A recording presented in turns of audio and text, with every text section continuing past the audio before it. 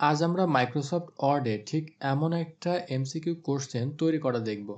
আর এই MCQ question তৈরি করা খুবই সিম্পল একটা বিষয়, তবে এখানে কিছু অ্যাডভান্স টেকনিক অ্যাপ্লাই করা হয়েছে, যার মাধ্যমে আপনি খুব অল্প সময়ে এমন একটা প্রফেশনাল লেভেলের এমসিকিউ কোশ্চেন তৈরি করতে পারবেন। এইখানে যে অ্যাডভান্স টেকনিকটা ব্যবহার করা হয়েছে সেটা যদি আপনাদেরকে একটু বুঝিয়ে দেই, যে এখানে আমি যদি এক্সট্রা কোনো ওয়ার্ড লিখতে চাই, ধরুন আমি এখানে স্পেস দিয়ে দিলাম, দেওয়ার পর দেখতে পাচ্ছেন যে এখানে খ যে লেখাটা ছিল এই সার্কেলের মধ্যে সেটা ডান দিকে সরে গিয়েছে আর সার্কেলটা এখানে রয়ে গিয়েছে। কিন্তু আপনি যদি একটু নিচে এসে দেখেন, এখানে যদি আমি কিছু স্পেস অ্যাড করি, সেক্ষেত্রে কিন্তু খ লেখাটা যখন ডান দিকে মুভ করবে তখন সার্কেল সহ মুভ করছে।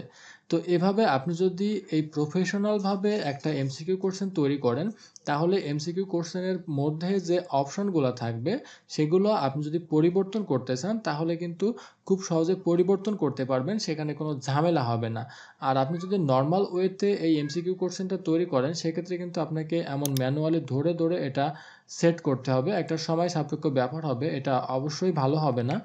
তো চলুন আর কথা না বাড়িয়ে দেখে নেওয়া যাক এমন প্রফেশনাল লেভেলের একটা এমসিকিউ কোশ্চেন কিভাবে তৈরি করা যায়। তো প্রথমত আমি একটা নতুন ওয়ার্ড ফাইল ওপেন করে নেই। ওয়ার্ড ফাইলটা ওপেন করার পর প্রথম আপনার কাজ হবে যে এই পেজটা সেট আপ করে নেওয়া। আর পেজ সেট আপ করার জন্য এখান থেকে লেআউট অপশনটাতে আসবেন, আসার পর এখান থেকে এই লঞ্চারে ক্লিক করতে পারেন, অথবা এখানে অপশনগুলো দেওয়া আছে এগুলোর মাধ্যমেও সেট করে নিতে পারেন। তো প্রথমে আমাদের কাজ হবে যে পেজের সাইজটা সেট করে নেওয়া। তো পেজের সাইজটা সেট করার জন্য এখান থেকে সাইজে ক্লিক করবেন।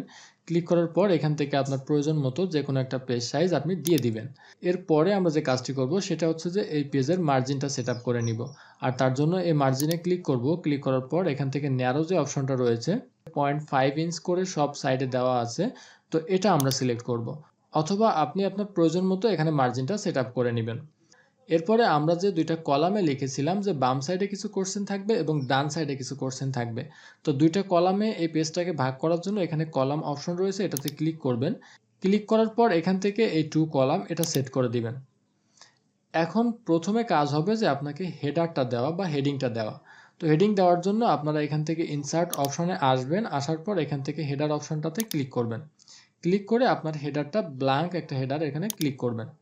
ক্লিক করে এখানে আপনার প্রয়োজনীয় টেক্সটটা আপনি টাইপ করবেন। এই টেক্সটটা লেখার পর আপনি সম্পূর্ণ টেক্সটটাকে সিলেক্ট করবেন, সিলেক্ট করে এটাকে সেন্টার অ্যালাইন করে দিবেন। আর তার জন্য আপনারা হোম ট্যাবে আসবেন, এসে এখান থেকে এই যে সেন্টার অ্যালাইনটা রয়েছে এটাতে ক্লিক করে এটা সেন্টার অ্যালাইন করে দিবেন। এরপরে আপনারা এখান থেকে ইন্টার প্রেস করে বাম দিকে সময়টা উল্লেখ করে দিবেন।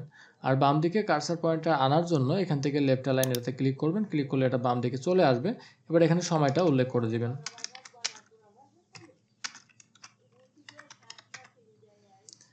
আর ডান দিকে আপনারা এখানে পূর্ণ মানটা দিতে পারেন যে কত মার্কের পরীক্ষা হচ্ছে সেটা। আর সেটা দেওয়ার জন্য এখানকার এই কার্সার পয়েন্টারটা এখানে নিয়ে আসতে হবে, আর তার জন্য আমি ট্যাব প্রেস করে করে ডান দিকে মুভ করতেছি।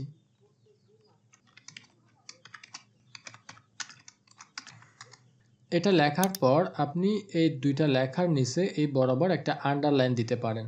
আর সেটা দেওয়ার জন্য এই সম্পূর্ণ টেক্সটটাকে আপনি সিলেক্ট করবেন। সিলেক্ট করার পর এখানে বর্ডারের যে ড্রপডাউন একটা অ্যারো রয়েছে এই অ্যারোতে ক্লিক করবেন। ক্লিক করে এখান থেকে বর্ডার অ্যান্ড শেডিং যে অপশনটা রয়েছে এটাতে ক্লিক করবেন। ক্লিক করার পর এখান থেকে আপনাকে বর্ডারটা দিয়ে দিতে হবে। তো এখানে যেহেতু নান করা আছে এখানে বক্সে ক্লিক করবেন। ক্লিক করার পর আপনি এখান থেকে যে সাইজের বর্ডার দিতে চান সেই সাইজের বর্ডারটা সেট করবেন। সেট করার পর এখানে চারো সাইডে দেওয়া আছে, আমি চারো সাইডে দিতে চাই না, এখান থেকে আমি শুধুমাত্র বটমে দিতে চাই।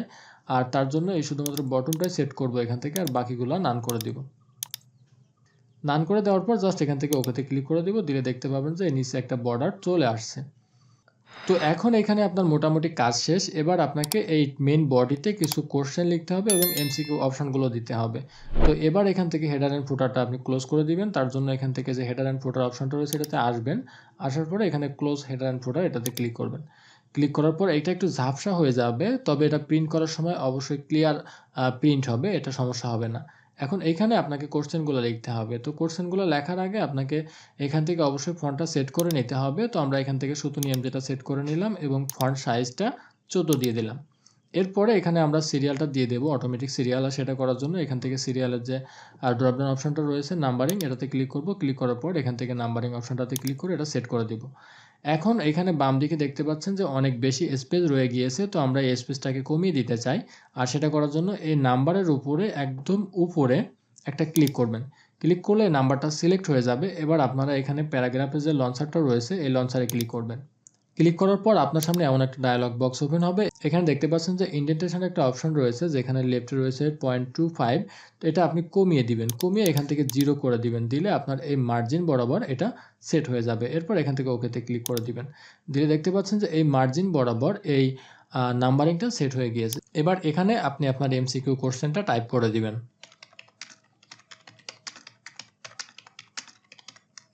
এন্টার দেওয়ার পর দেখতে পাচ্ছেন যে এখানে 2 নাম্বার সিরিয়ালটা চলে আসছে। তো এখান থেকে আপনি কিবোর্ড থেকে ব্যাক স্পেস প্রেস করবেন, করলে 2 নাম্বার সিরিয়ালটা চলে যাবে।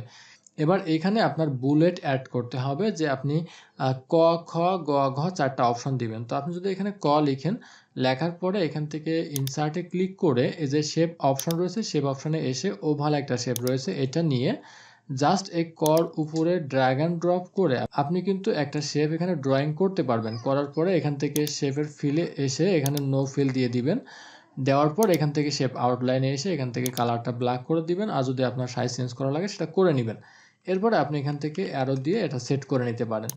তো এইভাবে আপনি যদি এই বুলেটগুলো তৈরি করেন তাহলে কি সমস্যা হতে পারে সেটা কিন্তু ইতিপূর্বে আমরা দেখেছি। তো আমরা দেখব যে অ্যাডভান্স টেকনিকটা, যেটার মাধ্যমে আমরা কাজ করলে আমাদের কোনো ঝামেলা হবে না, কোনো সমস্যা হবে না। তো সেটা করার জন্য আমরা এখান থেকে প্রথমে এই সার্কেলটাকে সরিয়ে দেই। তো আমরা যে অ্যাডভান্স টেকনিকটা অ্যাপ্লাই করব সেটা করার জন্য আপনাকে ফন্ট অপশনটাতে ক্লিক করে এখান থেকে একটা ফন্ট আছে যে বাংলা OMR ফন্ট, এই ফন্টটা সিলেক্ট করে দিতে হবে। সিলেক্ট করলে দেখতে পাচ্ছেন যে বাংলা OMR একটা ফন্ট রয়েছে। এই ফন্টে আপনি যে লেখাগুলো লিখবেন সব লেখাগুলাই কিন্তু এমন সার্কেলের মধ্যে আসতে থাকবে। তো আমার যেহেতু অপশনগুলো অ্যাড করার জন্য প্রথমে ক দেওয়ার প্রয়োজন, এই জন্য ক দিলাম। দেওয়ার পর এখানে একটা স্পেস দিব, দিয়ে এখানে আমি ফন্টটা চেঞ্জ করে নিব। আর তার জন্য এখানে ফন্টে এসে আমি সুতনি এম যেটা দিয়ে দিলাম। এবার এখানে আমি আমার প্রয়োজনীয় অপশনটা লিখে দিব 4 বিট। এরপরে একটা ট্যাব দিবেন। ট্যাব দেওয়ার পর প্রয়োজন আরও একটা ট্যাব দিতে পারেন আপনার কাজের সৌন্দর্যটা বজায় রাখার জন্য। অনেক সময় দেখা যায় যে এই অপশনগুলো অনেক বড় বড় হয়, সেক্ষেত্রে 2টা ট্যাব দিলে আপনি এখানে অনেক বেশি স্পেস পাবেন। এবার এখানে আপনি খ নম্বর অপশনটা দিতে চান, আর খ নম্বর অপশন দেওয়ার জন্য সেমভাবে এখানে বাংলা OMR যে ফন্টটা রয়েছে এটা সিলেক্ট করে নেবেন। নেওয়ার পর এখানে খ অপশনটা টাইপ করবেন, টাইপ করার পর একটা স্পেস দিবেন। স্পেসটা দেওয়ার পর এখান থেকে আপনি এই যে ফন্ট অপশনে এসে সুতো নিয়ম যেটা সেট করে নেবেন, নিয়ে এখানে আপনি আপনার অপশনটা লিখে দিবেন। এরপর আপনি কিবোর্ড থেকে এন্টার প্রেস করবেন। প্রেস করার পর এখানে গ নাম্বার অপশনটা লিখতে চান, আর গ নাম্বার অপশনটা লেখার জন্য এখানে দেখতে পাচ্ছেন যে অটোমেটিক বাংলা OMR ফন্টটা সেট হয়ে আছে। যদি না থাকে সেক্ষেত্রে আপনি সেট করে নেবেন। তো যেহেতু আমার এখানে সেট আছে আমি আর সেট করলাম না, না করে এখানে জাস্ট গ টাইপ করলাম, টাইপ করে একটা স্পেস দিলাম। দেওয়ার পর এখান থেকে আপনারা ড্রপ ডাউন অপশনে ক্লিক করবেন, ক্লিক করে এখানে সুতনি এম যে ফন্টটা রয়েছে এটা সেট করে দিবেন। দেওয়ার পর আপনি এখানে যে টেক্সটটা অ্যাড করতেছেন সেই টেক্সটটা লিখে দিবেন। এরপরে আবারও ট্যাব প্রেস করবেন, ট্যাব প্রেস করে আপনি ঘ নাম্বার অপশনটা দিবেন, আর সেটা দেওয়ার জন্য এখান থেকে আপনার ফন্টটা চেঞ্জ করে বাংলা OMR ফন্টটা সেট করে দিতে হবে। দেওয়ার পর আপনি এখানে গ নাম্বার অপশনটা লিখবেন, লিখে জাস্ট এখান থেকে স্পেসে ট্যাপ করবেন। ট্যাপ করার পর আপনি এখানে আপনার প্রয়োজনীয় যে টেক্সটটা লিখতেছেন সেটা লিখবেন, তবে লেখার পূর্বে অবশ্যই আপনাকে এখান থেকে সুতো নিয়ম যে ফন্টটা সেট করে নিতে হবে, নিয়ে এখানে আপনাকে লিখে দিতে হবে। তো এখন কথা হচ্ছে যে এই যে বাংলা OMR ফন্ট যেটা আছে এই ফন্টটা আপনি কোথায় পাবেন? তো এটা আপনি গুগলে পেয়ে যাবেন। আর গুগল থেকে আপনি কিভাবে ডাউনলোড করবেন এবং কিভাবে পাবেন এই ফন্টটা সেটা আমি ভিডিওর শেষ অংশে দেখিয়ে দিব। তো এখন আমি ভিডিওটা শেষ করি। তো এই অপশনগুলো লেখার পর আপনি সম্পূর্ণটা এখান থেকে সিলেক্ট করবেন। সিলেক্ট করে কিবোর্ড থেকে Ctrl+C দিয়ে কপি করবেন। কপি করে এখানে ইন্টার প্রেস করে Ctrl+V দিয়ে এখানে পেস্ট করে দিবেন। পেস্ট করলে দেখবেন যে অটোমেটিক 2 নাম্বার সিরিয়াল চলে আসবে, এবং এখানে আপনি আপনার অপশনটা চেঞ্জ করতে পারেন। যেমন এখানে দেখা যাচ্ছে 1 বাইট সমান কত বিট একটা অপশন ছিল, তো আমরা এখান থেকে 1 বিট দিয়ে দিই। তো আমি ভিডিও লেন্থটা কমানোর জন্য আমি অপশনগুলো আর অ্যাড করলাম না। এভাবে আপনারা ইন্টার দিয়ে দিয়ে জাস্ট যদি পেস্ট করতে থাকেন তাহলে দেখতে পাবেন যে একটা সুন্দর অ্যালাইন নিয়ে আপনাদের এই, তো এভাবেই আপনি কিন্তু খুব সহজে একটা MCQ কোশ্চেন তৈরি করে নিতে পারবেন। আর এখানে আপনি যদি চান যে 2টা কলমের মাঝে একটা লাইন টেনে দিতে, তো সেটাও দিতে পারবেন। আর সেটা দেওয়ার জন্য জাস্ট এখানে ক্লিক করবেন। ক্লিক করার পর আপনারা এখান থেকে যে লেআউট অপশনটা রয়েছে এটাতে আসবেন। আসার পরে এই যে কলাম অপশনটা রয়েছে, আমরা যে কলামটা সেট করেছিলাম এখানকার ড্রপ ডাউনে ক্লিক করবেন। ক্লিক করার পরে মোর কলামস একটা অপশন রয়েছে এটাতে ক্লিক করবেন।